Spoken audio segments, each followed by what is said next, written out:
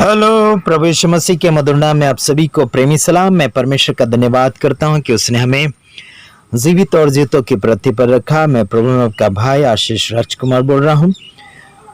आज का विषय हमारा रहेगा अधिकतर लोग लोभ में गिरते हैं। तो हम पैसे के विषय में कुछ बातें लेकर आए हैं आपके सामने। धन का लालच आपके लिए खतरा है।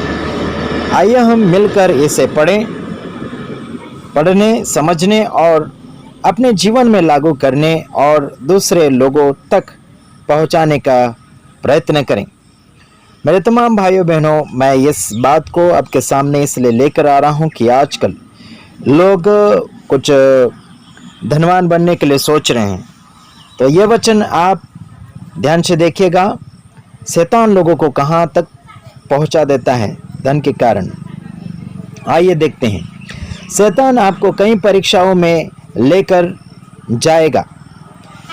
आपको कई परीक्षा में वो लेकर जाएगा। पहला तीमुथियुस उसका 6:9 वचन में आप देख सकते हैं। शैतान आपको अनेक फंदे में डालेगा। ये कोई भी प्रकार के फंदे में डालने के लिए कोशिश करेगा, लेकिन आपको जागृति में रहना है। और अगली बात, आप बहुत सी व्यर्थ लालसाओं में फंस जाओगे। जब धन का लालच इंसानों को होता है तो बहुत सी लालसाएं बढ़ने लग जाती है। अलग अलग प्रकार की लालसाएं बढ़ने लग जाती हैं। अगली बात, और आप अनेकों हानिकारक लालसाओं में फंस जाओगे। शैतान आपको बिगाड़ कर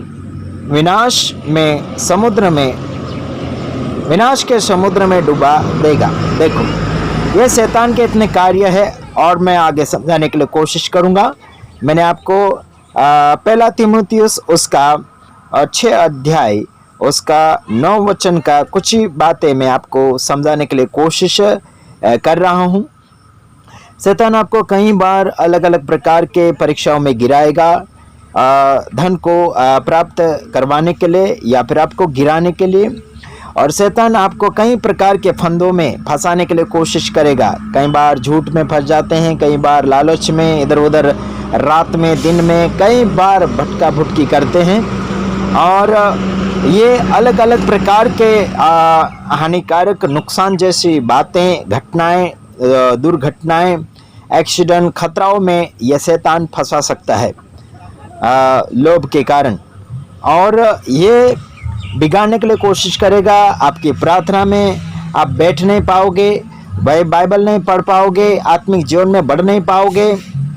ये क्या करेगा?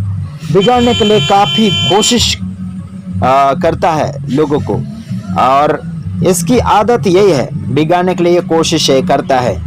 लेकिन आपको और मुझे सावधान होना है। और ये समुद्र जैसे गहराई में डुबा देगा, जहाँ से आपको और मुझे निकलने के लिए काफ़ी तकलीफ़ें हो जाएगी और आगे बढ़ने में बहुत मुश्किल हो जाएगा। तो ये शैतान का काम यही है, कहीं कर्जों में डुबा देगा, कहीं बातों में उलझा देगा, और ये कई बातों में चुकाएगा, गलती करवाएगा, व्यभिचार में, पापों में, झूठ में, अपराधों में, कई प्रकार की बातों में ये डुबाने के लिए कोशिशें करता है। और आपको और मुझे सावधानी रीति से आगे बढ़ने के लिए कोशिशें करना है। और आप ध्यान दीजिएगा, प्रभु आपसे जो उम्मीद रखता है उस बात को याद करते हुए आपको बढ़ना है। मैंने कुछ बातें आपके सामने रखी है और मैं आगे कुछ और बातें आपके सामने पेश करूंगा। 5 बातें मैंने आपको बताई है कि शैतान इस रीति से इंसानों को खींचातानी में ले जाता है और नाश की ओर ले जाता है, और जाते जाते आगे डुबाता है। और डूबने के बाद इंसान पछताता है और उससे बाहर निकलने के लिए, लेकिन काफ़ी मेहनत करना पड़ता है निकलने के लिए, और कई बार तो निकल भी नहीं पाते हैं। तो ध्यान दीजिएगा, आप परमेश्वर के वचन में लगे रहेंगे और उसके वचन के अनुसार जीने के लिए कोशिश करेंगे तो ज़रूर प्रभु आपको ऊपर रखेगा और आगे बढ़ाने के लिए कोशिश करेंगे। तो आइए हम अगला वचन और देख लेते हैं। छठी बात देखते हैं कि धन का लालच सब प्रकार की बुराई की जड़ है। धन का जो लालच है आपको और मुझे सारे यानी कि सब प्रकार का एक बुराई का जड़ है। खासियत ये इंसानों को बुराई करवाता है और इंसानों को झगड़ा करवाता है, पाप करवाता है, झूठ बुलवाता है। काफ़ी बातें इसमें हैं जो इंसान को घसड़ घसड़ के ये मरवा देता है। पैसा जो है इंसान को आत्मिकता से भी दूर करता है। तो ध्यान दीजिएगा, हमने अभी पढ़ा है कि पहला तीमुथियुस 6 अध्याय 10 वचन से हम पढ़ रहे हैं। तो देखिएगा, अगली बात 7वीं बात में पढ़ रहा हूँ।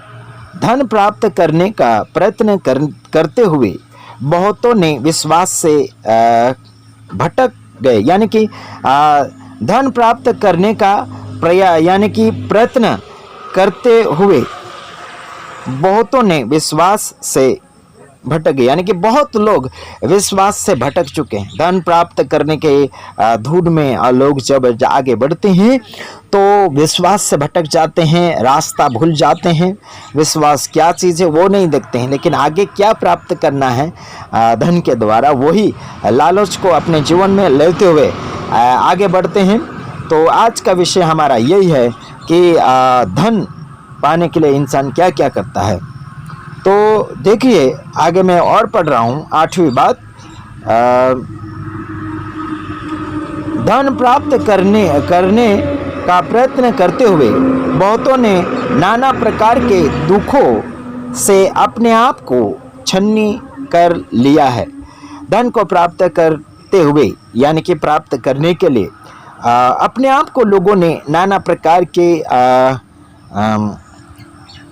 दुखों से छन्नी कर दिया। यानी कि जैसे कि आटे को हम छानते हैं, जैसे छन्नी रहती है तो उसको छेद होते हैं, तो आटा उसमें जब डालते हैं तो वो गिर जाता है। उसी प्रकार से इंसान का जीवन एक छन्नी का समान बन जाता है। धन को प्राप्त करते हुए वो दुखित हो जाता है, कभी कभी संकट उसको झेलना पड़ता है, तो अपने आप को वो छन्नी कर लेता है। कुछ भी बात उसमें हकीकत यानी कि असली बातें उसमें मिल नहीं पाती है।